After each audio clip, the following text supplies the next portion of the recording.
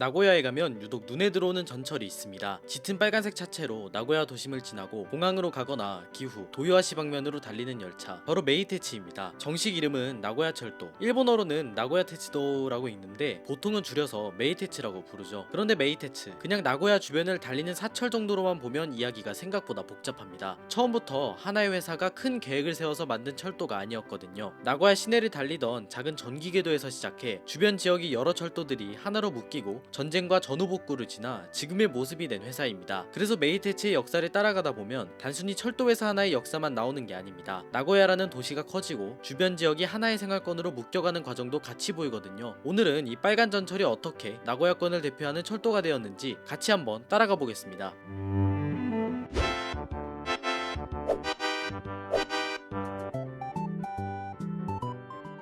이야기는 1894년으로 거슬러 올라갑니다. 이때 세워진 회사는 지금의 메이테츠가 아니라 아이치 마차철도였습니다. 이름 그대로 처음에는 전차가 아니라 마차철도를 계획한 회사였죠. 당시 나고야역은 지금의 위치와는 조금 다른 사사시마 일대에 있었습니다. 그래서 사사시마 일대에 있던 나고야역과 시내 중심부를 연결할 교통수단이 필요했고 그 과정에서 아이치 마차철도가 등장하게 됩니다. 그런데 회사는 곧 방향을 바꿉니다. 마차철도보다 전기철도가 낫다고 본 거죠. 그래서 1896년 아이치 마차철도는 이름을 나고야 전기철도로 바꿉니다. 그리고 1898년 5월 6일 나고야 전기철도는 사사시마, 즉 나고야역 앞에서 켄초마에까지 이어지는 전기궤도를 개업합니다. 여담으로 이 구간이 일본에서 두 번째로 개업한 전기궤도였습니다. 지금의 메이테츠는 거대한 사철처럼 보이지만 출발은 나고야 시내를 달리던 전차였던 거죠. 기후와 도요하시를 잇는 긴 간선으로 시작한 게 아니라 나고야역과 시내 중심부를 이어주는 도시교통에서 시작했다는 점이 꽤 재미있는 부분입니다. 그 뒤로 나고야 전기철도는 시내에만 머물지 않았습니다. 1912년에는 첫 교외선이 열리는데요. 비와지마에서 니시인다까지 그리고 이와쿠라에서 이누야마까지 이어지는 구간이 개통됩니다. 지금의 이누야마 선으로 이어지는 구간이죠. 여기서부터 메이테츠의 성격이 조금씩 바뀝니다. 시내 안쪽을 도는 전차 회사가 아니라 교외로 뻗어나가는 철도 회사가 되어가기 시작한 겁니다. 1914년에는 지금의 스시마선과 관련 있는 구간도 개통됩니다. 하지만 시내 전차와 교외 철도를 한 회사가 계속 가지고 가는 방식은 오래가지 않았습니다. 당시에 나고야 시내 전차를 민간 회사가 운영하는 것에 대한 불만도 있었고 시내 교통은 시에서 맡아야 한다는 목소리도 커지고 있었거든요. 결국 1921년 나고야 전기철도는 교외선 사업을 넘겨받을 새 회사를 세웁니다. 그 회사가 바로 나고야 철도였습니다. 메이테츠의 직접적인 이름이 이때 등장한 거죠. 그리고 1922년에는 나고야 전기철도의 시내선이 나고야시에 넘어갑니다. 쉽게 말하면 시내 전차는 나고야시가 맡고 교외로 나가는 철도는 나고야 철도가 맡는 식으로 갈라진 겁니다. 이때부터 메이테츠는 완전히 다른 길로 갑니다. 나고야 시내 안쪽을 도는 전차 회사가 아니라 나고야와 주변 도시를 이어주는 교외철도 회사가 된 거죠.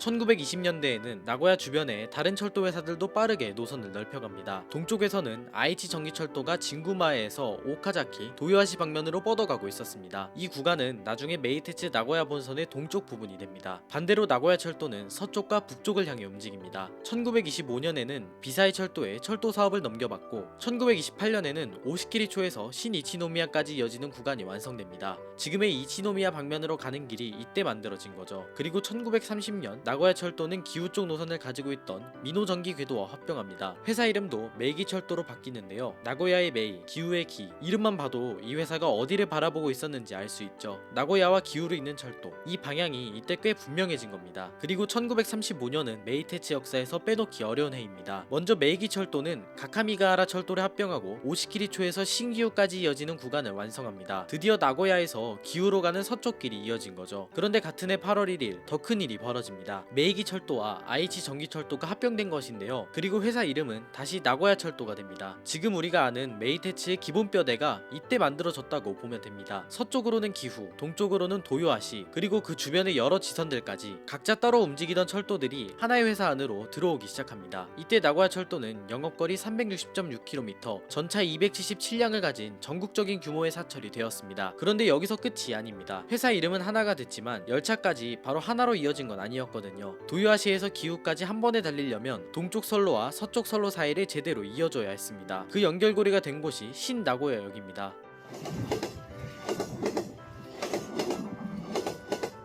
1941년 신나고야역, 지금의 메이테츠 나고야역이 문을 엽니다. 그리고 1944년에는 진구마에에서 신나고야까지 이어지는 동서 연락선이 완성됩니다. 이 구간이 열리면서 도요하시 방면과 기후 방면이 선로로 이어졌습니다. 다만 선로가 이어졌다고 해서 바로 직통열차가 달린 건 아니었습니다. 전압 차이 같은 문제가 남아있었기 때문인데요. 그래도 이 공사는 메이테츠 역사에서 큰 전환점이 되었습니다. 지금의 나고야 본선을 떠올려보면 도요하시에서 메이테츠 나고야를 지나 메이테츠 기후까지 이어지는 긴 노선입니다. 그 중심이 되는 연결부가 이 시기에 만들어진 겁니다. 이후 전쟁이 이어지던 시기에는 여러 철도 회사가 메이테츠 안으로 더 들어오게 됩니다. 1939년에는 세토 전기철도가 합병되고 1941년에는 미카와 철도가 합병됩니다. 1943년과 1944년에도 치타철도, 다키하나철도, 도요카와 철도, 호라이전철 등 여러 회사가 차례로 합쳐집니다. 이 시기를 그냥 메이테츠가 커진 시기라고만 말하면 조금 부족합니다. 전쟁이라는 특수한 상황 속에서 교통회사들이 강하게 묶이던 때였고 철도도 여러 혼란을 겪고 있었거든요. 그래도 이 과정을 지나면서 오늘날 메이테츠 노선망의 큰 틀은 거의 갖춰지게 됩니다. 전쟁이 끝난 뒤에도 메이테츠에게는 아직 풀어야 할 문제가 남아있었습니다. 선로는 이어졌지만 도요하시에서 나고야를 지나 기후까지 한 번에 달리는 열차는 아직 없었거든요. 그리고 1948년 5월 16일 드디어 도요하시에서 신나고야를 거쳐 신기후까지 가는 직통운전이 시작됩니다. 이 구간은 나고야 본선이라는 이름으로 정리되는데요. 이제 메이테츠는 여러 지역 철도들이 모인 회사에서 아이치와 기후를 관통하는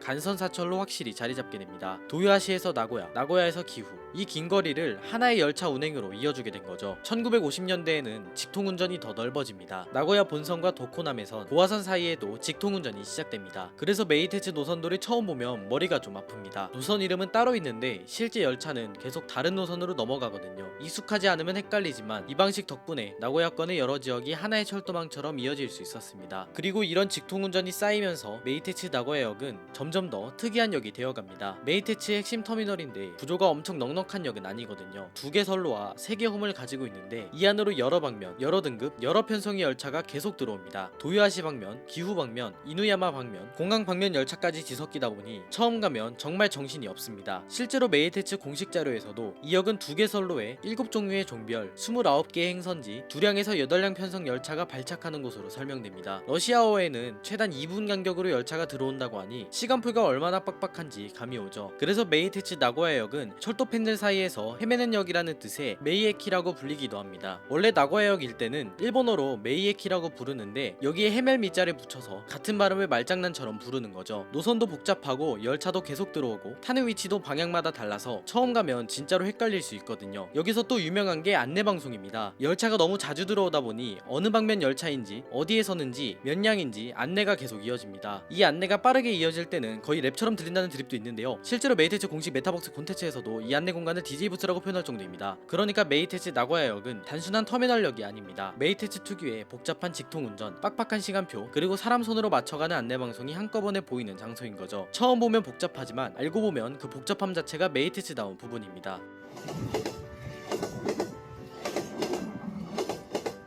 1959년에는 5,500개가 등장합니다. 이 차량은 통근형 냉방차라는 점에서 눈에 띄었는데요. 지금은 전철에 에어컨이 있는 게 너무 당연하지만 당시에는 전혀 당연한 일이 아니었습니다. 그리고 1961년 메이테츠를 대표하는 차량이 등장합니다. 바로 7,000개 파노라마카인데요. 여기서부터 메이테츠의 이미지가 확 달라집니다. 그냥 빨간 전철이 아니라 메이테츠 하면 떠오르는 얼굴이 생긴 거죠. 파노라마카는 앞쪽 전망을 강조한 열차였습니다. 운전실을 위로 올리고 맨 앞부분에는 승객이 앉을 수 있는 전망석을 만들었죠. 지금 봐도 과감한 구조인데 당시 기준으로 보면 더 신선했을 겁니다. 빨간 차체의 독특한 앞모습, 한번 보면 쉽게 잊히지 않는 열차였습니다. 파노라마카는 단순히 특이한 차량이 아니라 메이테츠라는 회사를 사람들에게 각인시킨 상징 같은 존재였죠. 그리고 메이테츠 하면 경적도 빼놓을 수 없습니다. 보통 열차 경적이라고 하면 짧고 날카로운 소리를 떠올리기 쉬운데 메이테츠 특급의 뮤지코는 느낌이 조금 다릅니다. 경적이긴 한데 멜로디가 들어간 소리라서 한번 들으면 귀에 남거든요. 특히 파노라마카와 뮤지코는 거의 세트처럼 기억되는 경우가 많습니다. 빨간 열차가 들어오고 앞쪽 전망석이 보이고 거기에 메이테츠 특유의 뮤지콘까지 올리면 그냥 메이테츠다 싶은 느낌이 생기는 거죠. 1962년에는 일본 철도 친후회에 블루리본상도 받습니다. 이후 파노라마카는 오랫동안 메이테츠를 대표하는 열차로 달리게 됩니다. 재미있는 건 이 뮤지콘의 이미지가 파노라마카에서 끝난 게 아니라는 점입니다. 파노라마카는 은퇴했지만 2000개 뮤스카이나 1200개 같은 특급 차량 자료에서도 뮤지콘이 따로 소개됩니다. 그러니까 메이테츠의 뮤지콘은 메이테츠호는 단순한 경적이라기보다 메이테츠 특급을 기억하게 만드는 소리의 상징에 가깝습니다. 1960년대에 메이테츠는 철도만 굴린 것도 아닙니다. 연선 관광에도 힘을 넣었는데요. 1962년에는 이누야마 유엔에서 동물원까지 이어지는 모노레일선이 개통됩니다. 1965년에는 박물관 메이지무라가 문을 엽니다. 철도회사가 사람을 실어 나르는 데서 끝나지 않고 사람들이 찾아갈 목적지까지 함께 만들던 시기였죠. 같은 해에는 국철 다카야마 본선으로 들어가는 중급 다카야마도 운행을 시작합니다. 이 열차는 나중에 기타 알프스라는 이름으로 바뀌는데요. 메이테츠 차량이 국철 노선으로 들어가 관광지까지 달렸다는 점에서 지금 봐도 독특한 열차였습니다.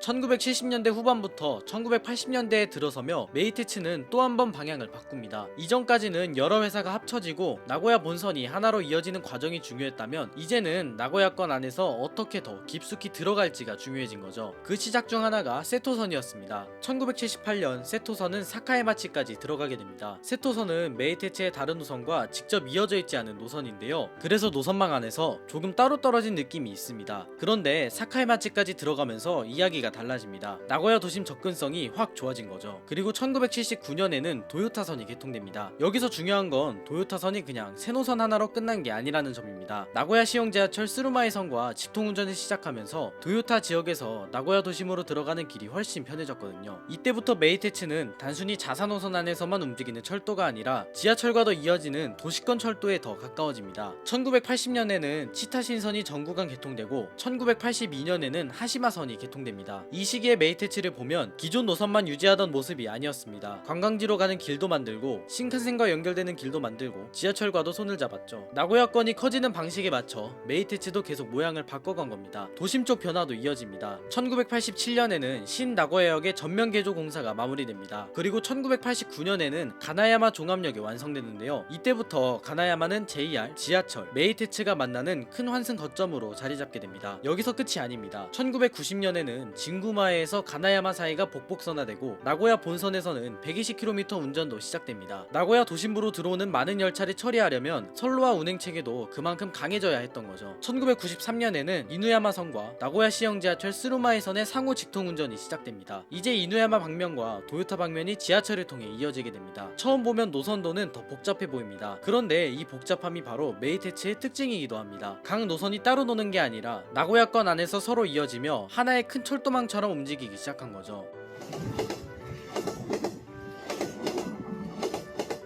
1990년대 이후로 들어가면 메이테츠의 분위기는 조금 달라집니다. 이전처럼 노선을 계속 늘리고 여러 지역을 이어가는 시대만은 아니었습니다. 버블 경제가 끝난 뒤에는 철도 회사들도 무작정 확장만 할 수 없었거든요. 메이테츠도 필요한 곳에는 투자하고 이용이 적은 노선과 사업은 정리하는 쪽으로 움직이게 됩니다. 그 변화가 먼저 보이는 것 중 하나가 특급 기타알프스의 폐지입니다. 2001년 기타알프스가 사라지게 되는데요. 기타알프스는 메이테츠 차량이 JR 노선으로 들어가 관광지까지 달렸다는 점에서 상징적인 열차였습니다.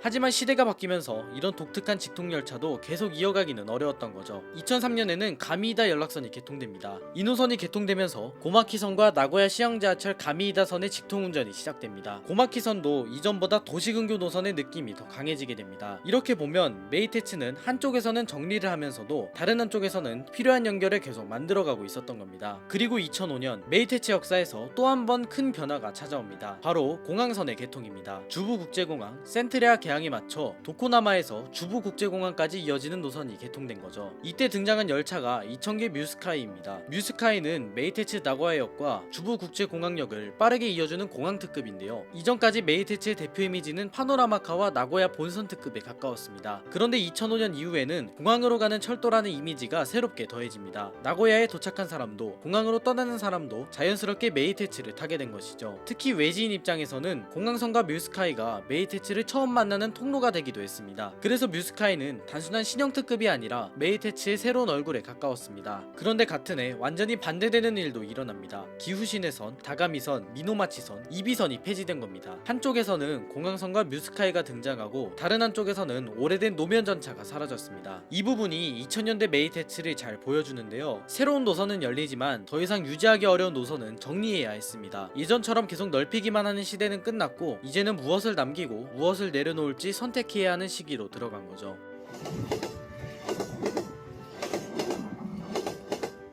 2008년에는 파노라마카의 정기 운행이 끝납니다. 그리고 2009년에는 마지막 영업 운전까지 마무리되죠. 1961년에 등장해서 거의 반세기 가까이 달렸던 메이테츠의 얼굴이 드디어 역사 속으로 물러난 겁니다. 이건 단순한 차량 교체로 보기 어렵습니다. 파노라마카는 메이테츠를 대표하던 상징 같은 열차였으니까요. 그래서 이 열차가 사라졌다는 건 메이테츠의 한 시대가 끝났다는 느낌에 더 가까웠습니다. 같은 2008년에는 몽키파크 모노레일선도 폐지됩니다. 한때는 관광 개발의 상징처럼 시작했던 노선이지만 시대가 바뀌면서 계속 이어가기는 어려웠던 거죠. 이 시기에 메이테츠는 예전의 상징들을 하나씩 정리하면서 조금씩 다음 시대로 넘어가고 있었습니다. 그리고 2011년에는 IC카드 마나카 서비스가 시작됩니다. 이제 승차권을 사서 타는 방식에서 카드 한 장으로 자연스럽게 이동하는 시대로 넘어간 건데요. 이런 변화는 작아 보이지만 실제 이용자 입장에서는 크게 느껴지는 변화였습니다. 2019년에는 신형 통근 차량 9,500개가 등장합니다. 메이테츠 특유의 빨간색 이미지는 남기면서도 차량은 더 현대적인 모습으로 바뀌기 시작한 거죠. 2021년에는 1,700개가 운행을 종료합니다. 그리고 같은 해에는 메이테츠 홈페이지에서 열차 위치 정보를 확인할 수 있게 됩니다. 이제 철도회사가 단순히 열차를 굴리는 것에서 끝나는 게 아니라 이용자가 지금 열차가 어디쯤 있는지 쉽게 확인할 수 있게 만드는 시대가 된 겁니다. 2022년에는 센트엑스 서비스가 시작됩니다. 열차뿐만 아니라 버스, 택시 같은 이동 정보까지 하나로 묶으려는 시도였죠. 철도회사의 역할이 점점 넓어지고 있다는 걸 보여주는 부분이었습니다. 그리고 2024년 메이테츠는 창업 130주년을 맞습니다. 1894년 아이치 마차철도에서 시작된 역사가 130년을 맞은 것이죠. 같은 해 3월에는 16년 만에 신역인 카기야 나카도이케역이 개업합니다. 또 130주년 기념으로 2,000개 뮤스카이의 반전도색 차량 블루 뮤스카이도 운행됩니다. 요즘 메이테츠는 예전처럼 노선을 막 늘리는 회사는 아닙니다. 대신 지금 있는 노선을 더 안전하게, 더 쓰기 편하게 고치는 쪽에 가까워요. 역 개량, 홈도어 준비, 보가와 공사, 내진 보강, 신형 차량 도입 같은 것들이 그 예입니다. 예전에 메이테츠가 노선을 잇고 회사를 합치면서 커져왔다면 지금의 메이테츠는 이미 만들어진 철도망을 어떻게 더 잘 유지하고 바꿔갈지에 집중하고 있습니다. 파노라마카가 떠난 뒤에도 메이테츠는 멈춘 게 아니라 다른 방식으로 계속 바뀌고 있는 거죠.